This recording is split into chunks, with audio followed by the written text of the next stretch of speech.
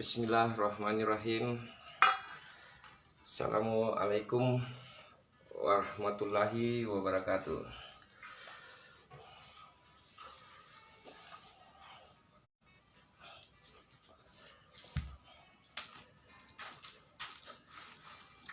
Malam ini kita lanjutkan pembahasan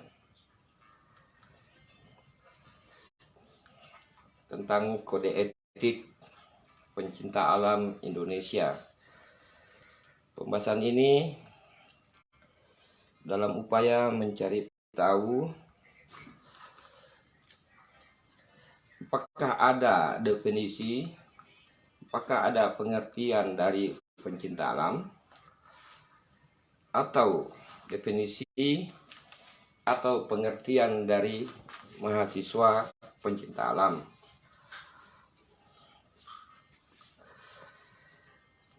Awalnya kita mencari tahu tentang pencinta alam dengan melakukan penelusuran sejarah. Tetapi dalam penelusuran sejarahnya tersebut, bukannya kita temukan jawabannya, justru bertambah pertanyaan lagi, muncul sebutan baru yaitu mahasiswa pencinta alam. Kita cari tahu lagi. Muncul lagi yang baru, kode etik pencinta alam Indonesia. Semua ini tanpa ada definisinya itu.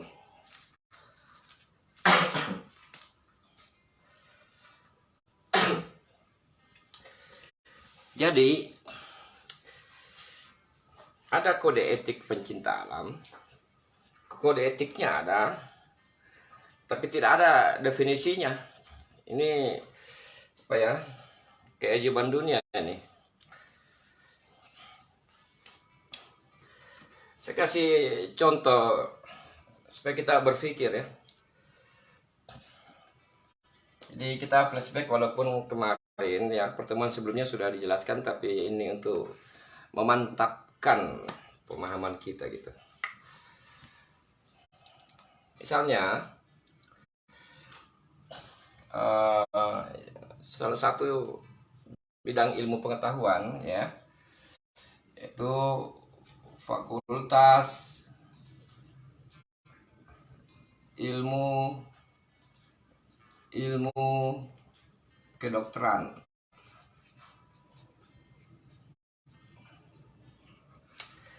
Jadi dulu Fakultas Kedokteran itu adalah Fakultas Ilmu Kedokteran, karena di dalamnya berkumpul rumpun ilmu berkumpul, makanya ilmu gitu.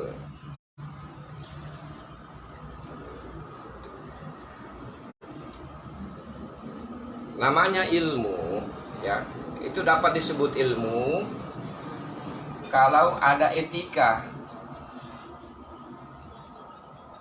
Nah, itu sesuatu disebut ilmu itu kalau punya etika. Makanya ada namanya etika kedokteran. Bukan etika dokter, ya. Etika kedokteran. Etika ilmu kedokteran gitu maksudnya. Nah, sesuatu disebut ilmu jika ada etika. Ya, sebenarnya ini sains ya. Tepatnya sains ini. Karena pasangannya ilmu itu, kalau ilmu itu pasangannya adab.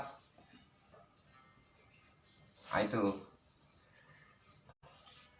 Kalau sains pasangannya etika. Cuma kita simpang siur biasanya itu. Ilmu itu pasangannya adab. Sains pasangannya etik. Ini jangan dicampur-campur sebenarnya begitu. Jadi kalau ada ilmu kedokteran, ada adabnya, nah gitu. Kalau ada sains tentang kedokteran, ada etikanya. Sesuatu disebut pendidikan, kalau ada etika. Ini kata kunci dari istilah pendidikan. Ini kata kuncinya ini. Jadi kata didik itu terkait dengan etika, terkait dengan adab. Orang terdidik itu artinya orang yang beradab, bukan berilmu. Bedakan itu. Jadi seseorang dikatakan terdidik jika seseorang itu punya etika, punya adab, beradab. Nah, gitu. Jadi kata didik ya itu merujuk kepada adab atau etik. Kata ajar itu merujuk kepada ilmu atau sains. Jadi kalau kurang ajar itu artinya kurang berilmu. Kalau tidak terdidik itu artinya tidak beradab. Tidak beradab itu namanya biadab. Nah, gitu. Makanya kenapa penting dimuat di dalam dasar bernegara kita, Pancasila. Kenapa kata beradab itu ada dalam butir Pancasila? Dan kata beradab itu tidak pernah berani bahas itu. Tidak ada orang yang bahas itu dalam pertemuan-pertemuan nasional. Mereka hanya bahas tentang ketuhanan yang Maha Esa, bahas tentang kemanusiaan, bahas tentang keadilan. Sulit kita temukan di forum nasional orang membahas tentang kata beradab itu. Itu pertanyaan, kenapa? Nah, gitu. Ya, kita kembali lagi.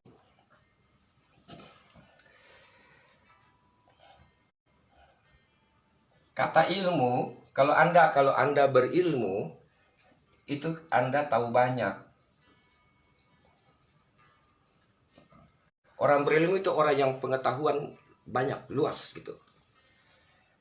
Kalau kata adab, itu membuat Anda tahu diri. Ini. Tahu diri itu sadar gitu. Ini kata kunci pendidikan. Nah, gitu. Jadi pendidikan itu tidak merujuk ke bagaimana memperkaya diri, dapat pekerjaan apa bukan. Bagaimana menjadi beradab. Dan persoalan negara kita, bangsa negara ini, persoalannya adalah persoalan adab, tidak beradab. Nah, gitu. Itu menarik kalau di kesempatan lain kita kaji butir Pancasila, perspektif pencinta alam itu. Ini yang tidak ada ini. Dan ini hampir tidak ada, bukan hampir, malah tidak ada itu dalam model-model pendidikan organisasi pencinta alam itu. Nyaris tidak diajarkan soal beradab itu.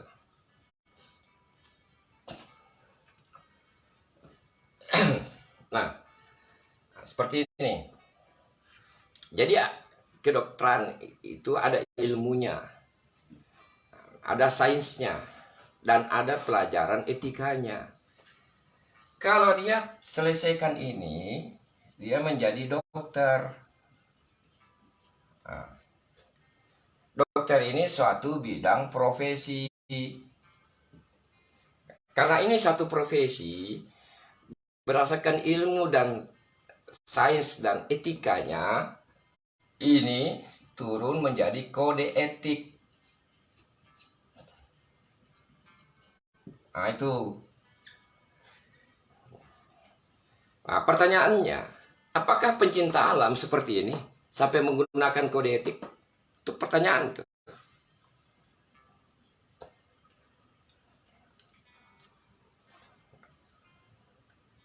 Mungkin bisa dibuat seperti ini, bisa. Kita bisa bikin ilmu-ilmu kepencinta alaman, bisa. Beberapa tahun yang lalu, kami gunakan istilah ilmu-ilmu kepencinta alaman. Nah, sekarang yang mana itu ilmu-ilmu kepencinta alaman?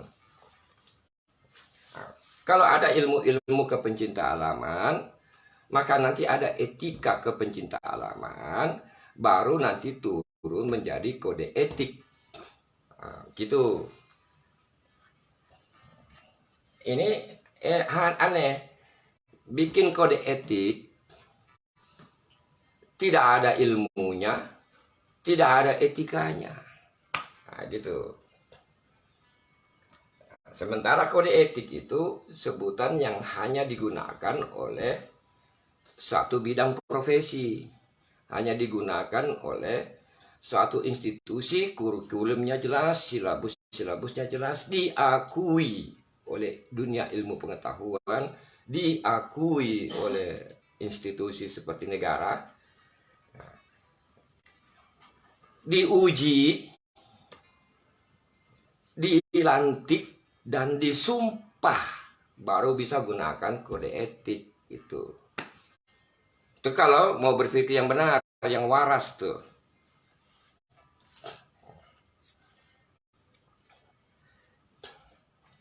Nah, silakan didiskusikan. Nah, itu menarik. Kalau mau serius, kita berforum dalam seminar gitu. Silakan tampil dengan makalah-makalah. Nah, itu bicaralah berdasarkan ilmu pengetahuan. Bicaralah berdasarkan agama. Nah, itu baru disebut manusia yang bicara gitu. Jadi bukan hanya asal celoteh gitu. Itu kalau kita mau mengangkat sebutan pencinta alam di posisi yang terhormat. Nah, gitu. Itu kalau kita mau mengangkat diri kita menjadi posisi yang terhormat dalam kehidupan berbangsa, bertanah air, dan bernegara gitu.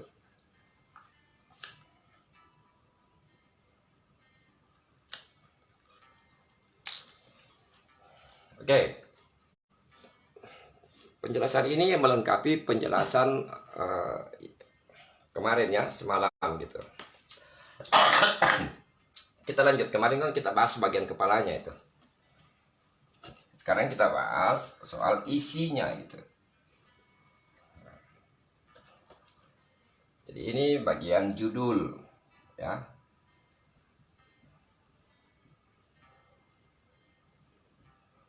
Kepala, headnya ini. Nah. Selanjutnya kita bahas isinya itu.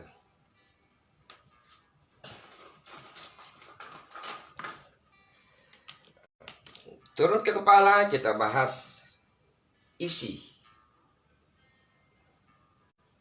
hatinya gitu. Nah, gitu. Jadi ibarat manusia itu ada kepalanya dan ada hatinya gitu. Kita live tengah malam ya, sunyi, kurang juga yang mengikuti, itu bagus ya. Karena nanti semua live kan dipindahkan ke akun Facebook, akun YouTube. Kalau tidak langsung live di YouTube, dipindahkan ke YouTube. Kalau Anda mengikuti akun YouTube kami, ya, Anda tidak punya kewajiban untuk like itu tayangan, Anda tidak punya kewajiban untuk komentar, Anda tidak punya kewajiban untuk subscribe, ya, tak ada itu. Kewajiban Anda itu mengikuti, melaksanakan perintah Tuhanmu, itu kewajibanmu itu. Melaksanakan apa yang diperintahkan, melaksanakan apa yang dilarang. Menerima hukum-hukum Tuhan itu, seperti mati itu hukum-hukum Tuhan itu kewajibanmu. Setelah nanti lihat tayangan ini, ya silakan pergi itu, nggak usah lama-lama tinggal di akun YouTube situ, pergi saja gitu, no problem tuh, nggak ada masalah tuh. Ambil apa yang menurut Anda bermanfaat, setelah itu pergi, santai saja gitu, nggak usah sibuk-sibuk like, komentar, subscribe. Satu-satunya akun YouTube yang tidak mewajibkan Anda untuk subscribe dan sebagainya itu cuma di akun YouTube kami itu. Kenapa bisa begitu? karena akun YouTube kami itu, dan kami itu bukan pedagang gitu.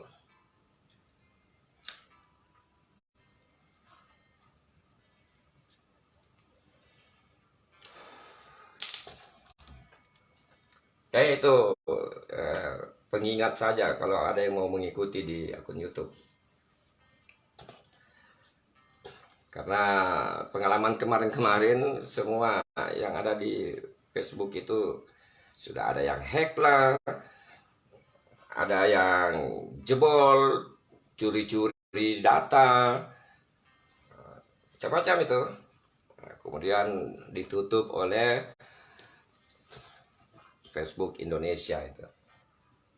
Nah, kita lanjut. Ini kepalanya. Sekarang kita lihat isi hatinya itu, atau benaknya itu kita lihat.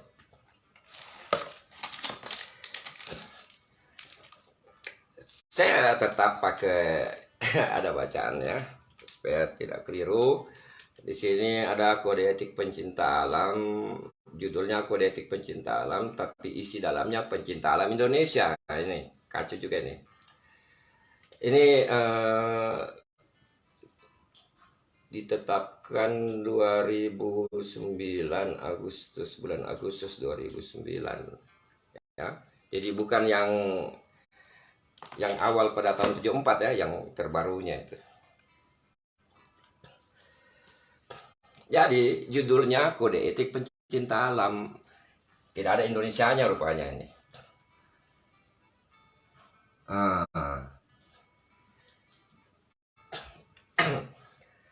Kalau saya tidak salah, kalau yang aslinya ada kata Indonesianya itu. Terus tidak tahu bagaimana ceritanya diralat hilang Indonesianya itu, cuma pencinta alam saja itu. Kita tidak tahu ini apa dasarnya, apakah lewat suatu forum ilmu pengetahuan atau tidak, kita tidak tahu itu.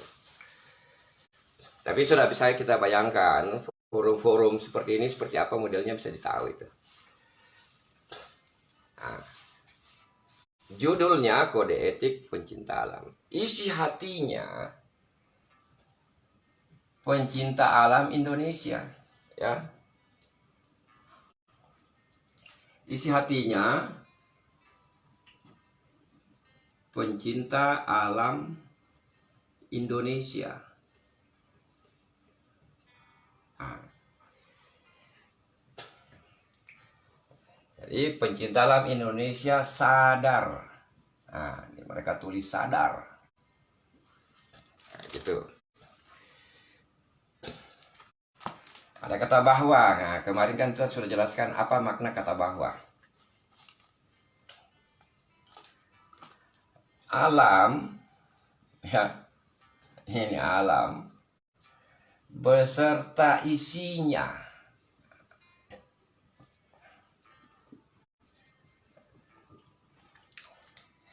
Jadi kalau dikaji alam beserta isinya, berarti alam ini kayak bola ya, alam ada isinya di dalam gitu.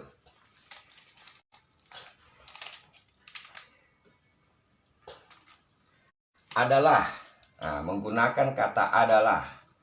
Ini adalah, ini batasan ini. Ini penanda bahwa ini suatu definisi. Nah, atau batasan.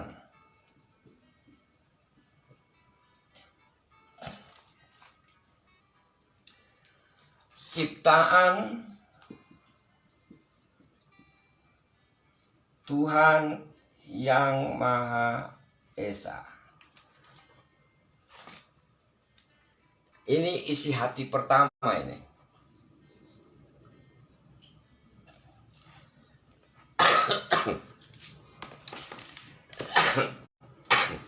Ini kan ada 3 poin ya, semua ada 3 nih, 2, 3. Ya memang dalam membahas sesuatu harus dipahami total dulu ya, keseluruhannya dulu baru dibahas ya. Itu nanti bagian terakhir nih. Kita lihat satu-satu dulu. Kalau yang dilihat dulu keseluruhan, ditarik maknanya itu kan, itu lumrah. Nanti bagian terakhir kita akan begitu. Nah, ini dia poin pertama ini. Kita lihat judulnya Kode Etik Pencinta Alam. Bahasa lainnya ini, oh ini kode etiknya pencinta alam, kode etiknya pencinta alam, oh gitu. Tapi begitu lihat isinya, pencinta alam Indonesia. Nah itu. Nah, antara ini dengan ini, sama atau beda ini? Yang punya kode etik ini pencinta alam atau pencinta alam Indonesia gitu.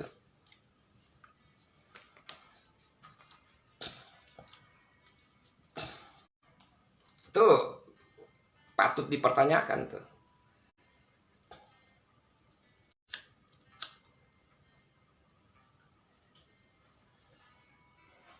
Kenapa tidak pencinta alam Indonesia? Kalau saya tidak keliru, aslinya itu pencinta alam Indonesia itu. Kenapa tidak pencinta alam Indonesia saja semua? Atau kenapa hapus juga ini Indonesianya itu?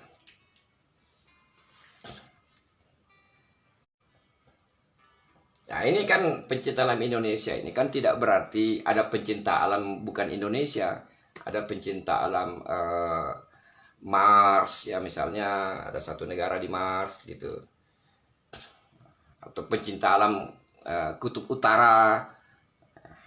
Kan bukan begitu maksudnya itu. Makanya harus didefinisikan apa yang dimaksud pencinta alam Indonesia itu. Nah, jadi ini tanpa ada definisi nih. Tanpa ada penjelasan gitu. Yang dimaksud pencinta alam Indonesia adalah, gitu caranya kalau berpikir. Yang dimaksud pencinta alam adalah, yang dimaksud pencinta alam Indonesia adalah, itu butuh penjelasan itu. Kalau tidak ada penjelasan itu, kacau semuanya itu.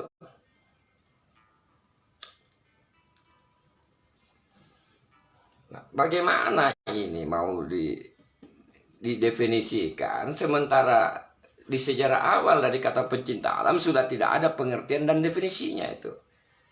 Akhirnya kacau pemahaman. Nah, semua orang bicara, tapi tidak ada satupun yang mencoba untuk berbicara dengan standar ilmu pengetahuan. Nah, itu padahal sebaik-baiknya standar itu ilmu pengetahuan itu. Nah, kalau bicara ilmu pengetahuan kan include di dalamnya soal agama juga itu.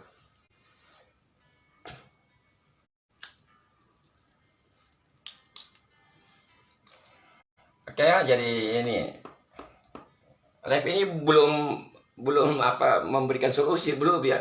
Saya cuma mau munculkan masalah dulu itu. Baru kita lihat yang menyaksikan ini apa responnya itu. Apa tindakannya itu untuk terhadap hal ini gitu.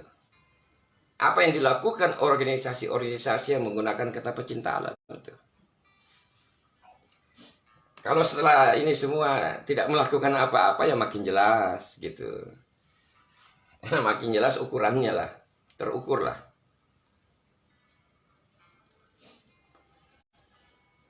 Nah, jadi sudah ada ini bertentangan. Sadar. Apa itu sadar itu? Apa ukurannya nih? Ukuran sadar.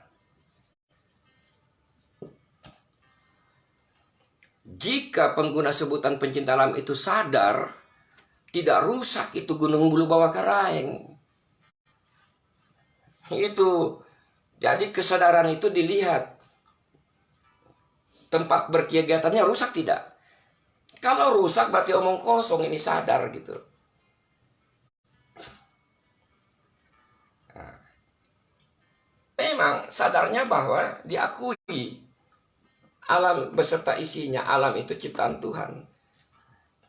Tapi ini kan cuma sadar dalam bentuk kata-kata gitu. Sadar itu menggambarkan pengakuan. Saya mengaku alam itu ciptaan Tuhan itu. Dalam keadaan saya tidak berdaya dan seluruh daya saya akui Tuhan yang Maha Esa yang menciptakan ini. Itu ruang lingkup sadar itu. Kalau kita akui itu artinya kita hormati Sang Maha Pencipta. Kita tunduk sama Maha Pencipta, itu baru kita sadar. Jadi kalau bilang sadar tapi tidak tunduk sama Sang Maha Pencipta, bukan sadar namanya itu. Itu apa ya? Sakit-sakitan itu. Kalau kita sadar, salah satu atribut alam itu misalnya gunung bulu bawah keraing. Jadi kalau kita ganti, pencinta alam Indonesia sadar bahwa gunung bulu bawah keraing beserta apa yang ada padanya itu adalah ciptaan Tuhan Yang Maha Esa. Kalau kita sadar, maka kita tidak akan rusak itu gunung. Kita akan marah kalau ada yang merusaknya itu. Nah, gitu. Tapi bilang sadar, pencipta alam bisa sadar. Gunungnya rusak, lokasi kegiatannya rusak, guanya rusak. Apanya yang sadar? Nah, gitu. Yang sadar itu kode etiknya. Jadi, kalau kode etiknya sadar gitu. Yang baca kode etik itu yang tidak pernah sadar tuh. Tuh supaya kita berpikir gitu. Karena ketika kita baca ini, tapi kita tidak mengerti, itu bisa menjadi satu dosa itu. Kita baca tapi tidak mengerti, itu dosa itu. Sama dengan umat Islam baca ayat-ayat Al-Quran tapi tidak mengerti maksudnya, itu jadi dosa itu. Kita mengerti maksudnya tapi kita tidak implementasikan dalam kehidupan. Kita mengerti maksudnya tapi kita tidak amalkan, kita tidak terapkan dalam proses hidup kita, itu juga dosa itu.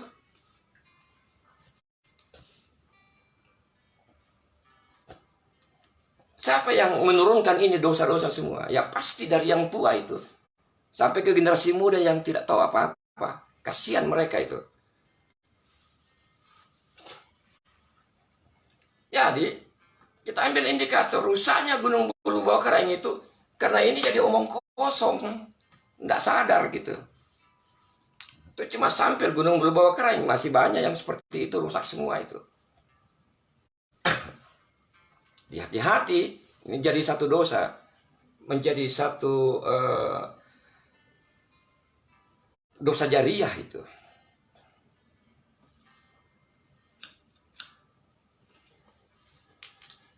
Di dunia silakan senang-senang dulu lah, lakukanlah semaunya gitu. Akan ada juga nanti hari balasannya itu. Akan ada yang dilihat nih, ciri ngasing jori boko tala saknu. Gitu gitu. Ada yang nanti itu. Jadi kalau poin satu ini kita lihat kenyataan lapangannya dengan rusaknya gunung bulu bawah keraing, apanya yang sadar? Saya akui gunung bulu bawah keraing itu ciptaan Tuhan.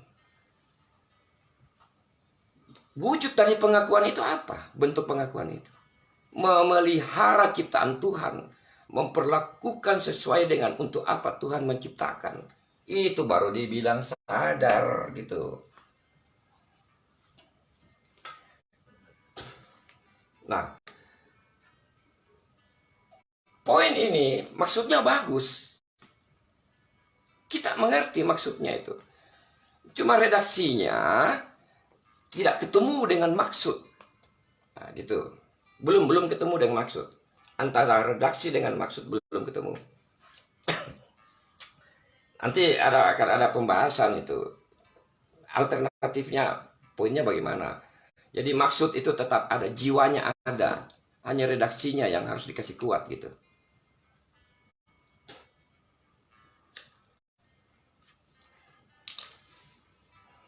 Hati-hati dengan kata sadar ini ya. Nah, apakah para pengguna sebutan pencinta alam pernah diajarkan apa yang dimaksud dengan sadar? Ini jangan anggap remeh ini kata sadar. Ketika Anda baca kode etik ini, Anda bilang sadar, tapi tidak paham apa yang dimaksud dengan sadar, dan setelah membaca perilaku tidak sadar, itu jadi dosa itu. Beda antara yang dia ucapkan dengan yang dia kerjakan itu. Lain di mulut, lain tindakannya itu. Apa bedanya dengan pejabat yang kampanye? Lain yang dia ucapkan, lain yang dia bikin, sama semua.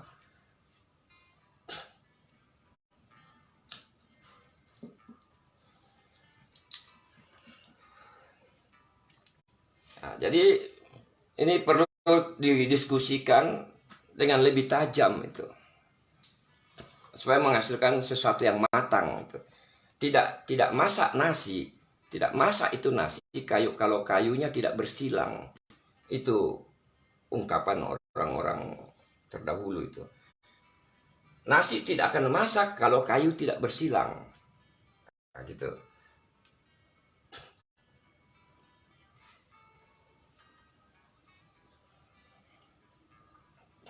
Nah, terus berikutnya alam beserta segala isinya ini. Ada kata segala lagi. Ini butuh penjelasan ini. Maksudnya apa ini?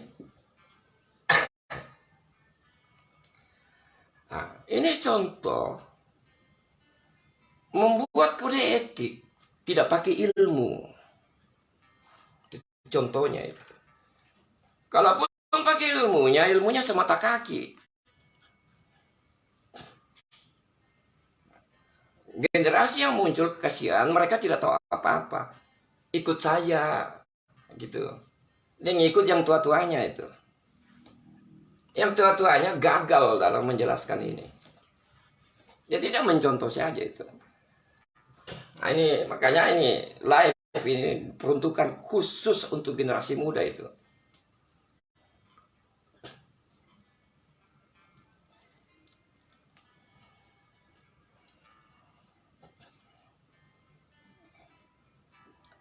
Nyaris tidak ada itu ya dalam ilmu kajian tentang ini itu, ungkapan alam beserta segala isinya itu.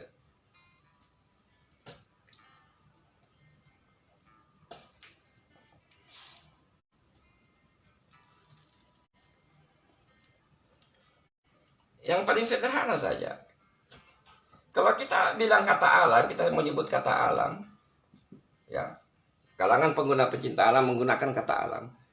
Apakah kalangan pengguna pencinta alam mengerti ilmu alam? Enggak. Diajarkan tidak ilmu alam? Jawabannya tidak. Karena kalau diajarkan, tidak akan rusak itu gunung bulu bawah keraing kalau mengerti ilmu alam. Tidak akan ada aktivitas 17 Agustus di gunung bulu bawah keraing itu kalau ngerti ilmu alam.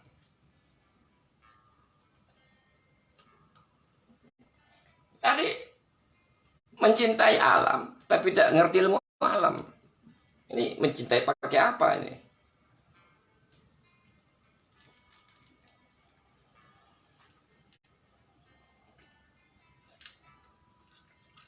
Nah, jadi kita kritisi dulu ini.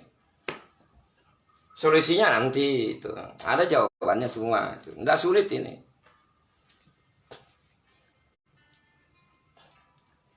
Nah, kemudian alam besar segala isinya,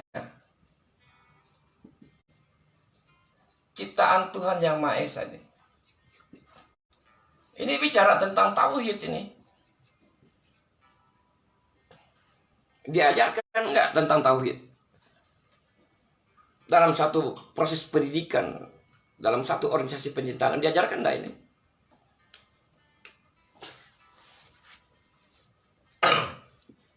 Jadi disusun redaksinya ini kayak enak saja didengar gitu, tapi tidak dipahami itu. Poin 1, 2, 3-nya oke, dimengerti maksudnya, bagus maksudnya. Nah, itu. Cuma redaksinya yang mau dikasih kuat agar bisa pas ketemu bersanding dengan maksud itu. Maksud itu kalau salah redaksi, salah bahasa, bisa menjadi keliru itu maksud. Bahasa itu alat ukur untuk melihat apakah suatu pemikiran itu tepat atau tidak. Itu fungsi bahasa itu. Dia bukan cuma pakai alat bicara, tapi dia alat ukur apakah suatu pemikiran yang diungkapkan melalui bahasa itu tepat atau tidak. Apakah suatu logika itu dibenarkan atau tidak. Itu fungsi bahasa itu. Nah, jadi soal redaksinya ini semua butuh penjelasan gitu. Nah, kita belum berfokus ke situ ya, kita masih mencari tahu definisi pencipta alam, definisi masa pencipta alam. Muncul lagi ini apa ini? Oh, ternyata masalah semua itu. Orang yang berpikir akan mampu melihat masalah. Nah, gitu. Jadi kalau tidak mau tahu soal masalah ya jangan berpikir. Nah, tapi kalau tidak berpikir, kembali ke definisi awal itu. Yang disebut manusia itu berpikir. Kalau tidak berpikir bukan manusia gitu. Itu ada ilmunya itu yang menjelaskan itu.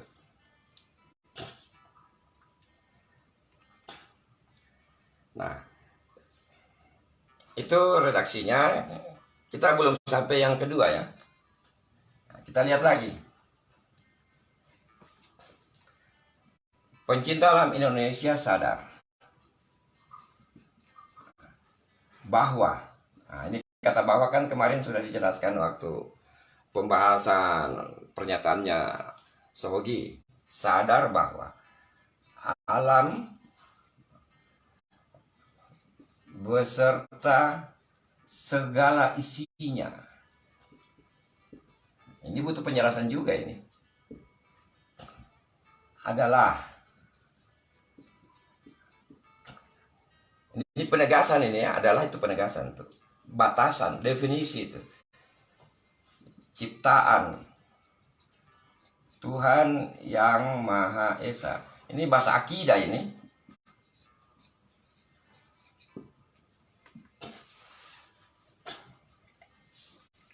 Nah ini poin-poinnya. Jadi saya ulangi. Judulnya Kode Etik Pencinta Alam. Isinya pencinta alam Indonesia. Itu satu ya. Sadar itu yang bagaimana? Alam beserta segala isinya itu maksudnya apa? Ciptaan Tuhan yang Maha Esa itu bagaimana?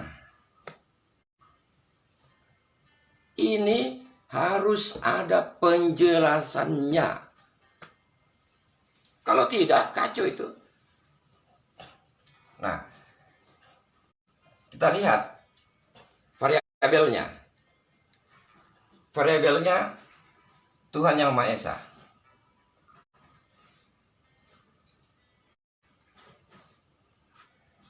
Pencinta alam Indonesia. Karena yang sadar ini pencinta alam Indonesia, bukan pencinta alam. Kalau dibilang sama, bagaimana bisa sama? Nah, itu.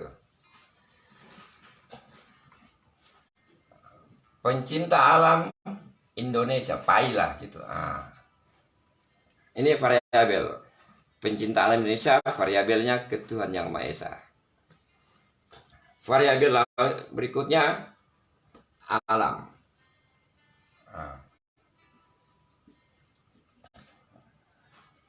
Isinya alam itu yang mana? Kalau kita ikuti alur pikirnya, segala isinya itu yang mana? Nah, gitu. Jadi di sini baru dua variabel.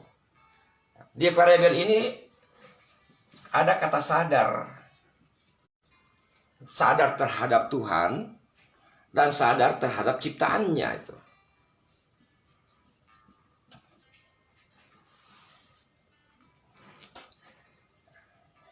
Muncul 2 poin ya. Nah, gitu. Nah, ini kalau secara umum bicara akidah. Kalau naik kajiannya sudah tidak gunakan kata ciptaan, lain lagi gitu. Nah, ini poin pertama ya. Isi hati level pertamanya ini kritik pencinta alam gitu ya. Kalau membahas sesuatu itu santai, yang gembira saja gitu ya, supaya kelihatan semua ini. Ini terjadi karena penyusunan ini tidak dilakukan melalui cara-cara yang layak menurut ilmu pengetahuan itu. Pakai ilmu orang ya, kita harus pakai ilmu untuk menyusun ini gitu, ada ilmunya semuanya itu.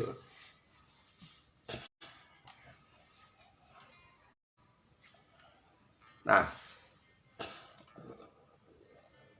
malam ini cuma satu ini saja dulu ya, jadi jangan langsung digabung jadi satu episode satu ini. Tentunya nanti episode setelah 3 dibahas, episodenya berikutnya itu totalnya itu bagaimana gitu, hubungannya itu seperti apa, nah, gitu. Tapi dengan ini sudah tergambar kok. Kalau ditanya pengguna sebutan pencinta alam itu sadar atau tidak itu, pengguna sebutan pencinta alam di Sulawesi Selatan, di Makassar itu sadar atau tidak? Terkait konteks kode etik ini, kira-kira mereka sadar tidak? Jawabannya tidak. Karena kalau sadar, tidak rusak itu Gunung Bulu Bawah Karaeng tuh.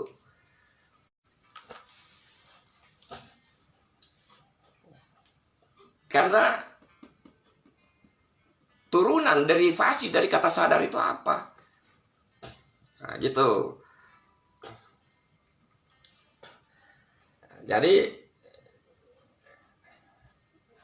dibaca tapi tidak dipahami. Mungkin ada yang pahami tapi tidak dikerjakan. Nah, itu yang terjadi. Itu mirip-mirip kalau di umat Islam itu tahu baca Al-Quran tapi tidak membaca. Membaca Al-Quran tapi tidak ngerti maksudnya. Ngerti maksudnya tapi tidak ditegakkan, tidak diamalkan. Jadi ya dosa semua itu. Oh, kalau gitu tidak usah baca. Kalau tidak usah baca, langsung saja ya ke neraka itu. Kira-kira begitu. Artinya kita disuruh belajar, disuruh mikir gitu maksudnya. Bukan apa. Nah, supaya kita tahu, kita mengerti, kita paham, kita sadar gitu maksudnya. Ya, jadi untuk malam ini saya bahas ini saja ya. Di sini sudah muncul banyak bahan untuk bisa didiskusikan gitu. Saya hanya membuka, silakan yang ingin diskusikan dengan teman-temannya silakan diskusikan itu. Kalau mau lebih serius, ya diskusi lebih serius. Apakah dalam satu forum diskusi, dalam satu seminar, simposiumnya pencinta alam misalnya gitu. Itu kita punya fasilitas untuk itu.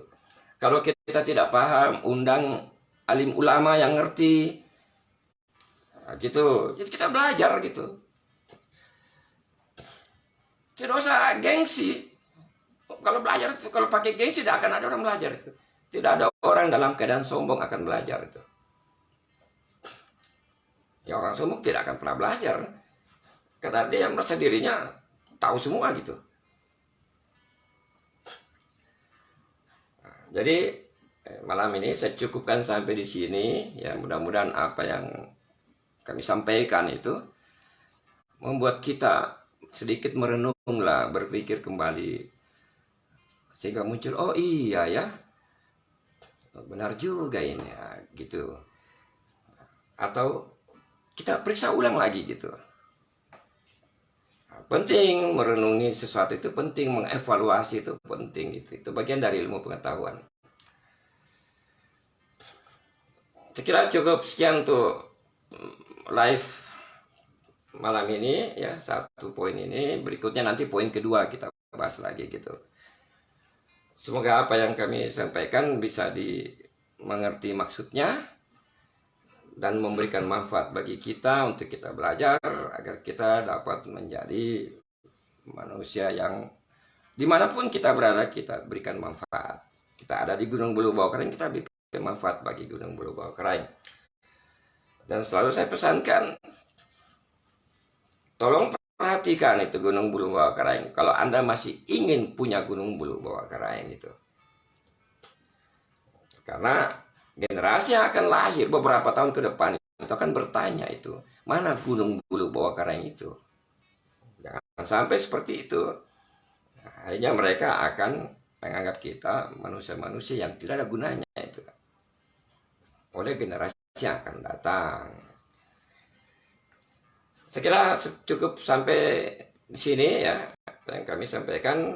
Seperti biasa, mohon maaf kalau ada diksi ya, ungkapan atau intonasi itu just retorik saja itu, supaya kita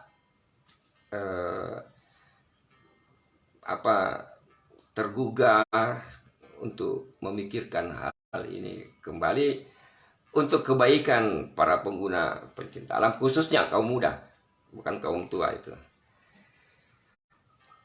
Demikian, wassalamualaikum warahmatullahi wabarakatuh.